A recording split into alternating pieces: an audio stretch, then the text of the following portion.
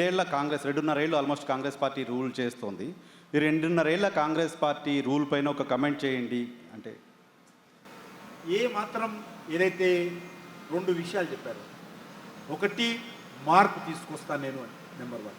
Number 2, మేము ఇచ్చినటువంటి అనేక రకాల హామీలు అమలు చేస్తామని ప్రధానంగా 2 హామీలు. ఏ ఒక్కటి కూడా ఏ మార్పు రాలా.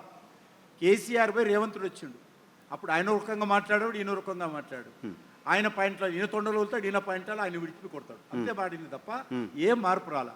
అదే కరప్షన్. ఉదయం లేస్తే సాయంకాలం వరకు ఎక్కడి నుంచి అప్పు తీసుకురావాలా, ఉదయం లేస్తే సాయంకాలం వరకు ఏ డిపార్ట్మెంట్ సంబంధించినటువంటి కేంద్రంలో బ్యాంకుల నుంచి కానీ, ఫైనాన్షియల్ ఇన్స్టిట్యూషన్స్ నుంచి కానీ, వరల్డ్ బ్యాంక్ నుంచి కానీ, జపాన్ డెవలప్మెంట్ బ్యాంక్ కానీ ఏ బ్యాంకుల నుంచి అప్పులు తీసుకురావాలనే ఆలోచనే తప్ప. ఎందుకంటే అప్పులు లేకపోతే పూట గడవదు. అప్పులు లేకపోతే ఏ కార్యక్రమం కూడా, ముఖ్యమంత్రి కారులో కూడా డీజిల్ పోయినటువంటి పరిస్థితులు ఉన్నాయి.